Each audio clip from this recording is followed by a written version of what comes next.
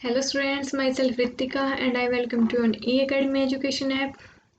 Today I will discuss about the next pending part of motion chapter, that will be speed, velocity, average velocity, acceleration, deceleration, इन सब के बारे में आज हम लोग डिस्कस करेंगे। पिछला जो वीडियो था उसमें हमने डिस्कस किया था मोशन क्या होता है, type of motion, uniform, non uniform motion, distance, displacement, इन सब के बारे में हमने डिस्कस किया था। ठीक है, अब स्टार्ट करने से पहले मैं आप लोगों को बता देती हूँ कि हमारा E-Academy स्कूल के नाम से पेड कोर्स भी स्टार्ट हो चुका है। तो उसके लिए आप लोग E-Academy एजुकेशन ऐप को डाउनलोड कर लीजिए प्ले स्टोर में जा कर के, और वहाँ से आप लोग सब्सक्रिप्शन ले सकते हो, ठीक है ना। और E-Academy चैनल को सब्सक्राइब कर दीजिए कंटिन्यूसली वीडियो देखने के लिए। So guys let's start. Speed के बारे में हम लोग आज डिस्कस करेंगे। स्पीड मैंने पिछली वीडियो में भी थोड़ा बहुत इसके बारे में बताया था कि स्पीड क्या होती है बच्चे, कि अगर कोई भी ऑब्जेक्ट है हमारे पास में और वो कितने टाइम में कितना डिस्टेंस ट्रेवल कर रहा है, that will be equal to the speed. Okay, it means represent हम कैसे करेंगे स्पीड को, रिप्रेजेंट करेंगे हम स्पीड को डिस्टेंस अपॉन टाइम से, कि कितने टाइम में एक ऑब्जेक्ट हमारा कितने टाइम में कितना डिस्टेंस ट्रेवल कर रहा है। जैसे एग्जांपल पे मान लो यहाँ पे फिगर में गिवन है कि कोई भी गाड़ी है, हमने मान लिया ये ए पोजीशन है और ये यहाँ तक गई है बी पोजीशन तक। अब ये इस डायरेक्शन में जा रही है, ठीक है। अब इस डायरेक्शन में मूव कर रही है बच्चे, तो ए से बी की साइड गई है, बी यहाँ पे मान रखा है बच्चे इसने यहाँ पे, ठीक है। अब किसी भी एक पॉइंट पे मान लीजिए कि इसकी सेकंड पोजीशन है। ओके, अब अगर गाड़ी हमारी एक ऑब्जेक्ट से दूसरी एक पोजीशन से दूसरी पोजीशन पे जाएगी तो कुछ ना कुछ क्या करेगी, डिस्टेंस भी ट्रेवल करेगी और कुछ ना कुछ टाइम भी गेन करेगी, है ना। इट मीन्स तो कितने टाइम में कितना डिस्टेंस उसने ट्रेवल किया है वो उसकी क्या हो जाएगी, स्पीड हो जाएगी, ठीक है। So the speed is equal to distance upon में टाइम। अब बात ये आती है बच्चे कि जो डिस्टेंस, जब हमने पीछे डेफिनेशन में कल वाली वीडियो में पढ़ा था कि डिस्टेंस क्या होता है, इररिस्पेक्टिव होता है किसके, डायरेक्शन के। इट मीन्स कि डिस्टेंस हमारा किसके ऊपर डिपेंड नहीं करता, डायरेक्शन के ऊपर डिपेंड नहीं करता। डायरेक्शन के ऊपर डिपेंड नहीं करता तो एक ऐसी क्वांटिटी होती है, स्केलर क्वांटिटी होती है डिस्टेंस, ठीक है। इसी वजह से अगर डिस्टेंस हमारा स्केलर क्वांटिटी हो गया तो स्पीड भी क्या होगी बच्चे, स्केलर क्वांटिटी होगी, ठीक है। तो स्पीड की जो क्वांटिटी होती है वो कैसी होती है, स्केलर क्वांटिटी होती है, वेक्टर नहीं होती, ठीक है। अब बात आती है इसकी एसआई यूनिट की। स्पीड की एसआई यूनिट क्या होगी बच्चे, डिस्टेंस को हम किस में मेजर करते हैं, मीटर में, और टाइम को सेकंड में। So the SI unit of the speed will be metre per second हो जाएगी, ठीक है। अब कई बार क्या होता है क्वेश्चन में, न्यूमेरिकल में ऐसे गिवन होता है कि मीटर पर सेकंड ने दे करके क्या गिवन होता है, इसकी एक हाईएस्ट यूनिट गिवन होती है, that will B kilometre per hour, ठीक है। मान लिया कि कोई भी एक पर्टिकुलर क्वांटिटी है आपके पास में, मान लिया कि जैसे 20 है, 20 किलोमीटर पर आवर है, और आपको क्या करना पड़ेगा, इसको किलोमीटर पर आवर को पहले किस में चेंज करना पड़ेगा, मीटर पर सेकंड में चेंज करना पड़ेगा। तो जब आप किलोमीटर पर आवर को किस में चेंज करोगे, मीटर पर सेकंड में चेंज करोगे। तो जब किलोमीटर पर आवर को मीटर पर सेकंड में चेंज करोगे तो बच्चा आपको क्या करना पड़ेगा, 5/18 से मल्टीप्लाई करना पड़ेगा। इसमें बहुत कन्फ्यूजन होता है बच्चों को कि कभी मानते हैं 18/5 या फिर 5/18। तो जब भी क्वांटिटी अगर हमें किलोमीटर पर आवर में स्पीड गिवन है और उसको हमें मीटर पर सेकंड में चेंज करना है, तो हम उस क्वांटिटी को, एक पर्टिकुलर क्वांटिटी को जो कि गिवन होगी, उसको हम किससे मल्टीप्लाई कर देंगे, 5/18 से। इट मीन्स कि अगर 20 गिवन है, एग्जाम्पल के तौर पे हम कुछ भी मान लेते हैं, तो 20 अपॉन में मल्टीप्लाई में 5/18।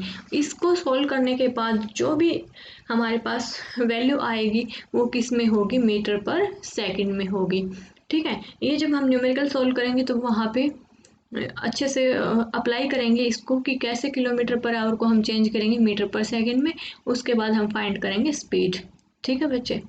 ये थी एक इम्पोर्टेंट टर्म। अब बात करते हैं हम एवरेज स्पीड की, ठीक है बच्चे। एवरेज स्पीड क्या होता है कि एवरेज स्पीड, इट मीन्स जब हमने पीछे पढ़ा था यूनिफॉर्म मोशन और नॉन यूनिफॉर्म मोशन, हमने क्या देखा था वहाँ पे कि यूनिफॉर्म मोशन में क्या देखा था कि जितना हमारे पास इक्वल इंटरवल ऑफ टाइम में इक्वल डिस्टेंस ट्रेवल कर रहा था, ठीक है, यूनिफॉर्म मोशन में।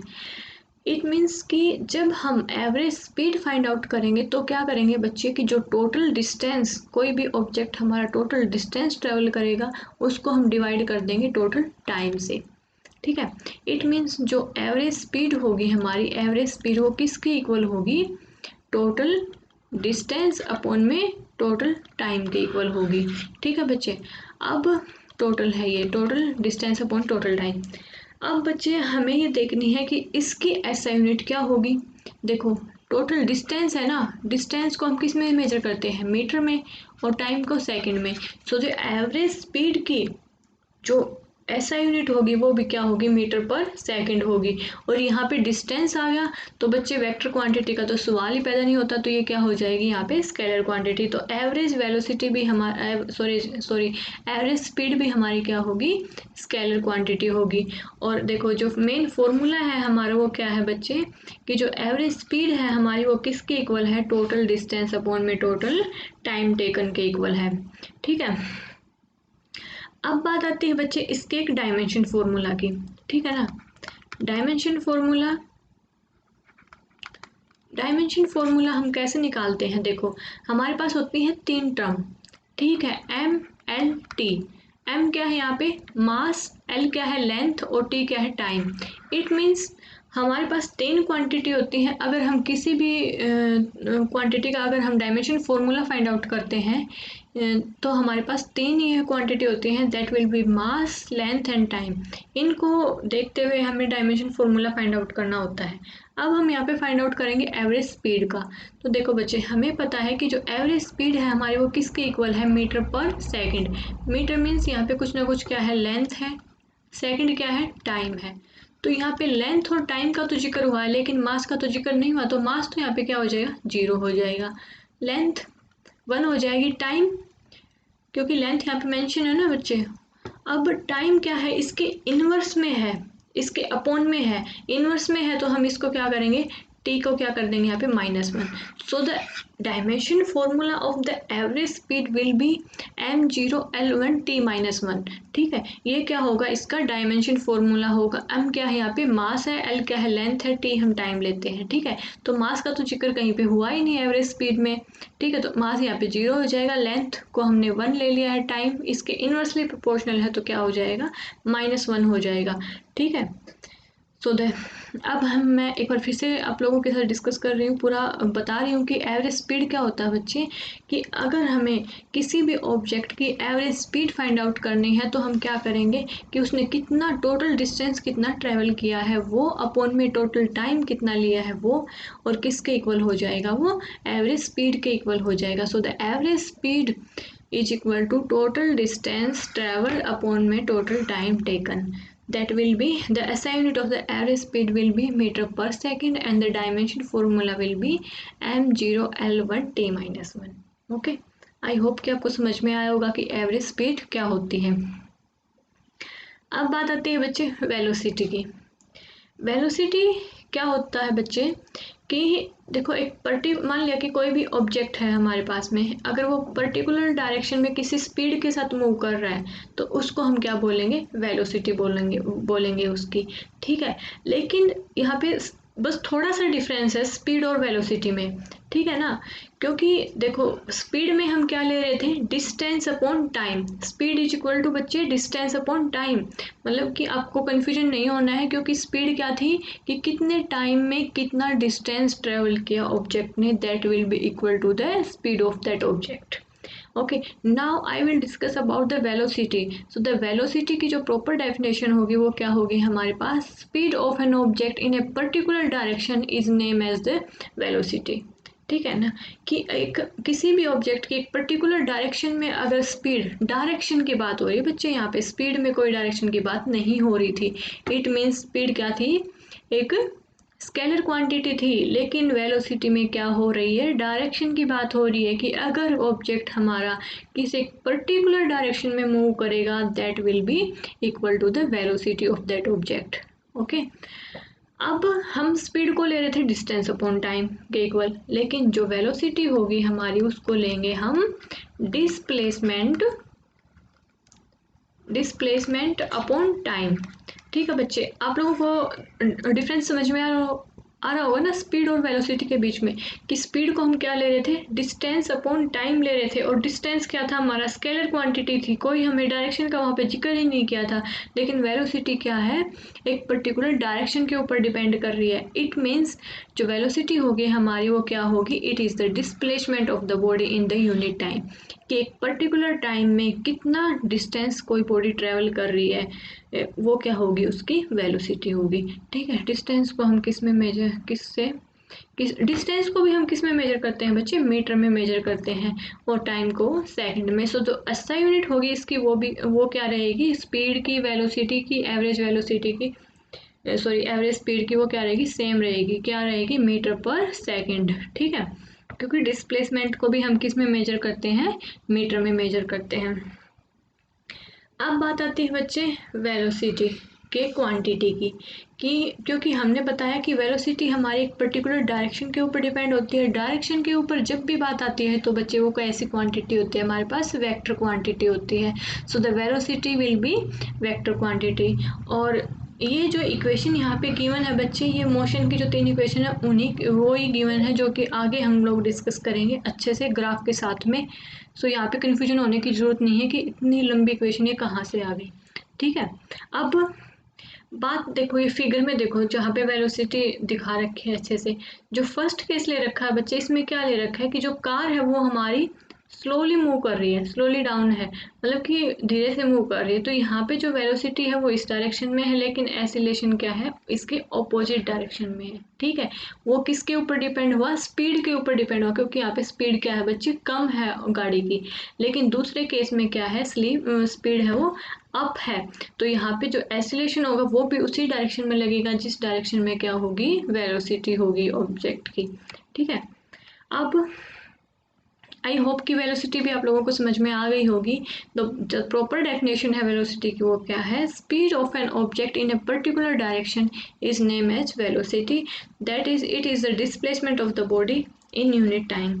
तो जो वेलोसिटी होगी वो किसके इक्वल होगी बच्चे, डिस्प्लेसमेंट अपॉन टाइम के इक्वल होगी। अब बात आती है एवरेज वेलोसिटी की। एवरेज वेलोसिटी क्या होती है बच्चे, हमने पीछे पढ़ा है स्पीड के बारे में, फिर एवरेज स्पीड के बारे में, फिर वेलोसिटी के बारे में, अब पढ़ेंगे हम एवरेज वेलोसिटी के बारे में। ठीक है बच्चे, अब देखो स्पीड में और एवरेज स्पीड में किसका जिक्र हो रहा था, डिस्टेंस का जिक्र हो रहा था। जहाँ पे भी डिस्टेंस का जिक्र होगा क्वांटिटी कैसी होगी, स्केलर क्वांटिटी होगी। ठीक है, क्योंकि वहाँ पे डायरेक्शन मेंशन नहीं होती। ठीक है, लेकिन वेलोसिटी का जहाँ पे भी जिक्र होगा बच्चे, वहाँ पे क्या होगा, डायरेक्शन का जिक्र होगा और डिस्प्लेसमेंट का जिक्र होगा। डिस्प्लेसमेंट का जहाँ पे भी जिक्र होगा तो वहाँ पे डायरेक्शन का होगा, तो वो वेक्टर क्वांटिटी होगी। ठीक है, ऐसे आपको रिलेट करके याद करना है, कंफ्यूज नहीं होना है, क्योंकि बहुत सारी ऐसी टर्म है जो कि कंफ्यूजिंग है, जो कि आपस में मिलती हुई दिखाई दे रही हैं। ठीक है, अब बात आती है एवरेज वेलोसिटी की। सो द डेफिनेशन यहाँ पे गिवन है, इसको देख के शायद आपको लोगों को थोड़ा आइडिया हो जाए कि हम किसके बारे में डिस्कस करेंगे। सो द डेफिनेशन में क्या गिवन है, it is given by the arithmetic mean of the initial velocity and the final velocity for a given period of time, that is known as the average velocity। अब आप ये देखो बच्चे कि हमने पिछले क्लास में हमने इनिशियल और फाइनल का जिक्र किया था, इनिशियल पोजीशन और फाइनल पोजीशन का जिक्र किया था, है ना। यहाँ पे जिक्र हो रहा है इनिशियल वेलोसिटी और फाइनल वेलोसिटी का, थोड़ा सा डिफर है ना। अब इनिशियल और फाइनल वेलोसिटी पोजीशन का जिक्र हमने कहाँ किया था, डिस्प्लेसमेंट में जिक्र किया था, है ना। जहाँ पे मैंने देखो ये भी बताया था कि अगर हम किसी ऑब्जेक्ट को ऊपर की तरफ फेंक रहे हैं तो वो नीचे की साइड आएगा। ठीक है ना, तो इनिशियल और फाइनल वेलोसिटी सेम होंगी, तो वहाँ पे डिस्प्लेसमेंट क्या होगा, जीरो होगा, है ना। तो डिस्प्लेसमेंट में हमने जिक्र किया था किसका, एवरेज वेलोसिटी का। तो एवरेज वेलोसिटी होगी बच्चे, एवरेज वेलोसिटी वो किसके इक्वल होगी, टोटल डिस्प्लेसमेंट, क्योंकि यहाँ पे जिक्र हो रहा है बच्चे इनिशियल वेलोसिटी और फाइनल वेलोसिटी का, अपॉन में क्या होगा, गिवन पीरियड ऑफ टाइम है तो क्या हो जाएगा, total time. Okay, total time, it means यहाँ पे जो एवरेज वेलोसिटी निकालेंगे हम किसी भी ऑब्जेक्ट की, तो वो कैसे निकालेंगे बच्चे कि जो डिस्प्लेसमेंट होगा किसी भी ऑब्जेक्ट का वो टोटल करके ऐड करके उसको किससे डिवाइड कर देंगे, टोटल टाइम से, कि टोटल टाइम में कितना डिस्प्लेसमेंट हुआ है, that will be equal to the average velocity. जैसे एग्जांपल के तौर पे मैं मान लेती हूँ कि हमारे पास कोई भी ऑब्जेक्ट है, ये ए पोजीशन पे है, ए पोजीशन पे है और ये ऐसे ऐसे ऐसे ऐसे कहीं कहीं से घूम के ये आ गया बी पोजीशन पे। ठीक है बच्चे, अब जो अब मैं ये वाली जो पोजीशन है ए पोजीशन, वो कैसी पोजीशन है, इनिशियल पोजीशन है। यहाँ पे जो वेलोसिटी होगी वो कैसी होगी बच्चे, इनिशियल होगी। ठीक है, और ये बी पोजीशन पे क्या होगी, फाइनल वेलोसिटी होगी, मतलब कि फाइनल पोजीशन है जहाँ पे पहुँच गया है लास्ट में। अब यहाँ पे जो डिस्प्लेसमेंट होगा इसका x1 होगा और जो टाइम होगा वो क्या होगा बच्चे, t1 होगा। यहाँ पे जो डिस्प्लेसमेंट होगा इसका x2 होगा और टाइम होगा वो क्या होगा, t2 होगा। लेकिन हमें तो फाइंड क्या करना है, वी एवरेज फाइंड आउट करना है बच्चे। तो हम क्या करेंगे, टोटल डिस्प्लेसमेंट, टोटल कितना हो जाएगा हमारा, टोटल डिस्प्लेसमेंट कैसे निकालते हैं हम, डिस्प्लेसमेंट कैसे निकालते हैं बच्चे, मैंने बताया था कि जो फाइनल वेलोसिटी, फाइनल पोजीशन में से इनिशियल पोजीशन को हम क्या कर देते हैं, माइनस कर देते हैं, है ना, पिछले क्लास में मैंने बताया था। लेकिन यहाँ पे क्या है, वेलोसिटी है, तो हम क्या करेंगे बच्चे, x2 माइनस x1 कर देंगे और इसी तरह हम किसका लेंगे, टाइम का लेंगे, तो क्या हो जाएगा हमारे पास t2 माइनस में t1 हो जाएगा। ठीक है ना। अब ये जो फॉर्मूला है हमारे, ये बेसिक फॉर्मूला है किसका, एवरेज वेलोसिटी का, कि एवरेज वेलोसिटी का जो बेसिक फॉर्मूला है बच्चे वो क्या है, x2 minus x1 that will be the total displacement, मतलब कि फाइनल वेलोसिटी माइनस में इनिशियल वेलोसिटी अपॉन में टाइम, फाइनल टाइम माइनस में initial time, that will be equal to the average velocity. ठीक है, इसको अब हम ऐसे मेंशन ना करके कैसे करेंगे, डेल x अपॉन में डेल t। इट मीन्स यहाँ पे जो डेल है बच्चे वो क्या दिखा रखा है, यहाँ पे लार्ज चेंज दिखा रहा है, किसमें, वेलोसिटी का चेंज, और जो डेल टी है वो किसको दिखा रहा है, change in time. It means देखो ये है हमारे पास डेल एक्स अपॉन में डेल टी, ये किसके इक्वल है, वी एवरेज के इक्वल है। ये जो फॉर्मूला हमारे पास आया है ये किसका आया है, एवरेज वेलोसिटी का आया है। अब बात ये आती है कि इस डेल, ये कहाँ से डेल आ गया, इससे आप क्या समझ रहे हो कि क्या है ये डेल, है ना, कहाँ से आया, तो ये हमने किसकी जगह पे लिखा है, x2 माइनस x1 की जगह पे लिखा है, कि जो हमारा वेलोसिटी के अंदर जो चेंज हुआ है, ठीक है ना, उसको हम किसकी फॉर्म में लिख देंगे, डेल की फॉर्म में लिख देंगे। तो जो x2 माइनस x1 की जो वैल्यू होगी वो किसकी इक्वल होगी, हमारी डेल x की इक्वल होगी। इसी तरह टाइम के अंदर जो लार्ज अमाउंट में चेंज होगा बच्चे, वो हम किसके इक्वल लिख देंगे, डेल t के इक्वल लिख देंगे। तो आई होप कि आपको समझ में आ रहा होगा कि एवरेज वेलोसिटी क्या होती है बच्चे, कि टोटल डिस्प्लेसमेंट अपॉन में टोटल टाइम। अब total displacement upon total time, displacement हम पीछे पढ़ चुके हैं कि फाइनल पोजीशन में से इनिशियल पोजीशन को माइनस करते हैं तो हमारा किसके इक्वल होता है, डिस्प्लेसमेंट के इक्वल होता है। तो हमने क्या कर दिया, यहाँ पे फाइनल पोजीशन में से इनिशियल को माइनस कर दिया, इसी तरह हमने टाइम को माइनस कर दिया, तो हमारे पास क्या आ गई, यहाँ पे एवरेज वेलोसिटी आ गई। ऐसा यूनिट क्या हो जाएगी इसकी, मीटर पर सेकेंड, क्योंकि डिस्प्लेसमेंट को हम किस में मेजर करते हैं, मीटर में मेजर करते हैं। ठीक है, अब ये था एवरेज वेलोसिटी के बारे में बच्चे। अब है एक्सेलरेशन। एक्सेलरेशन क्या होता है, the rate of change of velocity is term as acceleration. जैसे बच्चे कि अब यहाँ पे आया है चेंज ऑफ वेलोसिटी, ठीक है ना, जो चेंज ऑफ वेलोसिटी को ही हम क्या बोलते हैं, एक्सेलरेशन बोलते हैं। अब वेलोसिटी आ गया यहाँ पे, मतलब कि यहाँ पे क्या होगा, डायरेक्शन भी होगा और मैग्नीट्यूड भी होगा। इट मीन्स डायरेक्शन भी होगा और मैग्नीट्यूड भी होगा, तो एक ऐसी क्वांटिटी होगी, वेक्टर क्वांटिटी होगी। ठीक है ना। अब बात ये आती है बच्चे कि अगर डायरेक्शन और मैग्नीट्यूड में से कोई एक भी अगर चेंज होगा तो वहाँ पे क्या होगा, एक्सेलरेशन होगा। ठीक है ना। ये कैसे समझोगे आप, जैसे मैंने मान लिया कि मेरे पास एक क्या है, सर्कुलर पाथ है। ठीक है, अब सर्कुलर पाथ में बच्चा मैग्नीट्यूड तो क्या रहेगा हमारा, सेम रहेगा, मैग्नीट्यूड तो क्या रहेगा इसका, सेम रहेगा। ठीक है। लेकिन इसकी डायरेक्शन जो है टेंजेंट के अलोंग जो एंगल बन रहा है, जो इसकी डायरेक्शन है बच्चे, वो क्या हो रही है, हर एक पॉइंट पे चेंज हो रही है ना। समझ रहे हो ना आप कि हर एक पॉइंट पे इसकी डायरेक्शन क्या हो रही है, चेंज हो रही है। इट मीन्स यहाँ पे मैग्नीट्यूड तो सेम है इसका सर्कुलर पाथ में, लेकिन डायरेक्शन क्या हो रही है, चेंज हो रही है। अगर डायरेक्शन चेंज हो रही है इट मीन्स यहाँ पे क्या हो रहा है, एक्सीलरेशन हो रहा है। क्योंकि हमने क्या बोला है, change in velocity, change of velocity को ही हम किसकी फॉर्म में ले रहे हैं, एक्सीलरेशन की फॉर्म में ले रहे हैं। ठीक है बच्चे। अब बात आती है इसके एसआई यूनिट की। तो एसआई यूनिट क्या होता है बच्चे, इसकी मीटर पर सेकंड स्क्वायर होती है, किसकी, एक्सेलरेशन की। और अब यहाँ पे मैंने बताया कि change in velocity, change in velocity मतलब कि डायरेक्शन और मैग्नीट्यूड, वेलोसिटी क्या है, वेक्टर क्वांटिटी है, जो कि किसके ऊपर डिपेंड करेगी, डायरेक्शन और मैग्नीट्यूड के ऊपर डिपेंड करेगी। तो इट मीन्स कि जो एक्सेलरेशन होगा हमारा वो भी क्या होगा बच्चे, वेक्टर क्वांटिटी होगा। ठीक है ना। अब बात ये आती है कि जो एक्सेलरेशन होगा हमारा वो पॉजिटिव भी हो सकता है और नेगेटिव भी हो सकता है।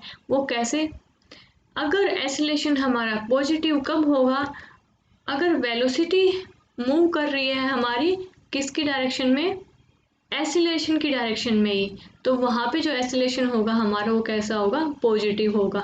ठीक है। लेकिन अगर हमारा एक्सीलरेशन ऑपोजिट डायरेक्शन में मूव कर रहा है वेलोसिटी के, देन वहाँ पे एक्सीलरेशन क्या होगा, हमारा नेगेटिव होगा।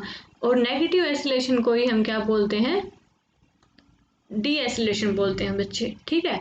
तो negative acceleration is also name as the retardation, या तो हम उसको रिटार्डेशन बोलेंगे या फिर क्या बोलेंगे, डी एक्सीलरेशन बोलेंगे। इट मीन्स कि अगर देखो यहाँ पे फिगर में गिवन है, नेगेटिव कब बताया मैंने, कि मान लिया कि जो वेलोसिटी है ऑब्जेक्ट की वो हमारी क्या है, अनदर साइड में है, और डी एक्सीलरेशन हमारा अनदर साइड में है। तो वहाँ पे क्या हो रहा है, एक्सीलरेशन ऑपोजिट डायरेक्शन में हो रहा है। तो ऑपोजिट डायरेक्शन में जहाँ पे भी एक्सीलरेशन होगा तो नेगेटिव एक्सीलरेशन होगा, और नेगेटिव एक्सीलरेशन को हम क्या बोलेंगे, रिटार्डेशन या फिर डी एक्सीलरेशन बोलेंगे। ठीक है। ये वही एग्जाम्पल बता रखा है बच्चे, यहाँ पे एक बार पढ़ के आप लोग देखो कि an object moving in a circular path, कि अगर सर्कुलर पाथ में अगर कोई भी ऑब्जेक्ट मूव कर रहा है तो वहाँ पे path through with a uniform speed is always said to be accelerated as it changes direction every moment, है ना। मैंने बताया ना कि वो क्या करता है बच्चे, एवरी मोमेंट पे अपनी डायरेक्शन क्या कर रहा है, चेंज कर रहा है। ठीक है ना। इट मीन्स यहाँ पे क्या हो रहा है, चेंज इन एक्सीलरेशन हो रहा है, क्योंकि यहाँ पे क्या हो रही है, डायरेक्शन चेंज हो रही है। डायरेक्शन चेंज हो रही है मतलब कि वेलोसिटी चेंज हो रही है, और वेलोसिटी चेंज को ही हमने क्या बोला है, एक्सीलरेशन बोला है। ठीक है। आई होप कि आप लोगों को समझ में आया होगा। मैंने क्या बताया यहाँ पे, डी एसिलेशन के बारे में बताया, रिटार्डेशन के बारे में बताया, जो कि क्या होता है, नेगेटिव एसिलेशन होता है। ओके। सो आज हमने जो जो डिस्कस किया है वो एक बार मैं फिर से आप लोगों के साथ में डिस्कस रिकैप करवा देती हूँ जल्दी से, जो जो हमने पढ़ा है। तो पहली जो टर्म थी बच्चे वो थी हमारी स्पीड के बारे में, कि स्पीड क्या होता है, कि कितने टाइम में हम कितना डिस्टेंस ट्रेवल कर रहे हैं, that will be equal to the speed of that object. और इसकी जो एसआई यूनिट होती है वो होती है मीटर पर सेकेंड, और ये स्केलर क्वांटिटी होती है क्योंकि इसमें डिस्टेंस है, और डिस्टेंस हमारा डायरेक्शन के ऊपर डिपेंड नहीं करता। उसके बाद एक जो इंपॉर्टेंट टर्म मैंने बताई थी वो क्या बताई थी, कि अगर किसी भी एक पर्टिकुलर क्वांटिटी को हम किलोमीटर पर आवर से मीटर पर सेकेंड में अगर चेंज करेंगे तो उसको 5/18 से मल्टीप्लाई कर देंगे। उसके बाद बताया था मैंने एवरेज स्पीड के बारे में। एवरेज स्पीड के बारे में मैंने क्या बताया था, कि जो टोटल डिस्टेंस हम लेंगे उसको हम किसी भी ऑब्जेक्ट का टोटल डिस्टेंस को हम किससे डिवाइड कर देंगे, टोटल टाइम से। और यूनिट क्या रहेगी, डिस्टेंस और टाइम है तो क्या हो जाएगी, मीटर पर सेकेंड हो जाएगी। उसके बाद मैंने एक अलग से टर्म बताई थी, that will be dimension formula, MLT, mass length time. Mass यहाँ पे है नहीं, एवरेज स्पीड का जो डायमेंशन फॉर्मूला क्या होगा, m0L1T-1, T-1 क्योंकि टाइम क्या है, इसके इन्वर्स में है। ये था एवरेज स्पीड के बारे में। फिर हमने पढ़ा था बच्चे वेलोसिटी के बारे में, कि वेलोसिटी क्या होती है, वेलोसिटी होता है पर्टिकुलर डायरेक्शन में किसी भी ऑब्जेक्ट का मूव करना किसी एक स्पीड के साथ में, तो वो क्या होता है बच्चे, उसकी वेलोसिटी होती है। और वेलोसिटी को हम क्या लिखते हैं, डिस्प्लेसमेंट अपॉन टाइम लिखते हैं, और डिस्प्लेसमेंट को भी हम मीटर में मेजर करते हैं, तो वो क्या आ जाएगी, मीटर पर सेकंड आ जाएगी। लेकिन अगर डिस्प्लेसमेंट आ गया तो क्वांटिटी कैसी होगी बच्चे, वेक्टर क्वांटिटी होगी। ठीक है, अब पढ़ा था हमने एवरेज वेलोसिटी के बारे में। एवरेज वेलोसिटी में हमने क्या देखा था कि यहाँ पे किसकी इक्वल होगी, total displacement upon total time की इक्वल होगी हमारी एवरेज वेलोसिटी। इट मीन्स कि जो फाइनल वेलोसिटी और इनिशियल वेलोसिटी के बीच में जो चेंज होगा, मतलब कि फाइनल वेलोसिटी में से हम इनिशियल वेलोसिटी को माइनस कर देंगे, अपॉन में क्या कर देंगे, टाइम को माइनस कर देंगे, टोटल टाइम जो होगा हमारा वो किसके इक्वल आ जाएगी, average velocity del a v is equal to, मतलब average velocity is equal to del x upon में डेल टी। डेल क्या है यहाँ पे, चेंज इन वेलोसिटी अपॉन में चेंज इन डिस्प्लेसमेंट अपॉन में चेंज इन टाइम। ठीक है ना, किसी भी क्वांटिटी के अंदर एक लार्ज अमाउंट में चेंज होना, उसी को हम क्या बोलते हैं, डेल से नोट करते हैं उसको। ठीक है, उसके बाद हमने पढ़ा था एसिलेशन के बारे में। तो एसिलेशन क्या था, चेंज इन वेलोसिटी, कि वेलोसिटी के अंदर अगर चेंज होगा तो वो किस में आएगा बच्चे, एसिलेशन में आएगा। उसमें क्या होता है, डायरेक्शन और मैग्नीट्यूड, वेलोसिटी दो चीज़ों के ऊपर डिपेंड करती है, और अगर इन दोनों में से एक भी चेंज होगी तो वहाँ पे क्या हो जाएगा, हमारा एसिलेशन होगा। इसकी जो एसआई यूनिट थी वो क्या थी, मीटर पर सेकंड स्क्वायर थी, और ये क्या है, एक वेक्टर क्वांटिटी है। ठीक है, उसके बाद हमने क्या देखा था कि एसिलेशन अगर हमारा उसी डायरेक्शन में मूव कर रहा है जिस डायरेक्शन में वेलोसिटी है, तो वहाँ पे एसिलेशन होगा पॉजिटिव। लेकिन अगर ऑपोजिट डायरेक्शन में है तो वहाँ पे क्या होगा, हमारा रिटार्डेशन या फिर डी एसिलेशन होगा। ठीक है, तो आज की क्लास में हमने ये सब पढ़ा है।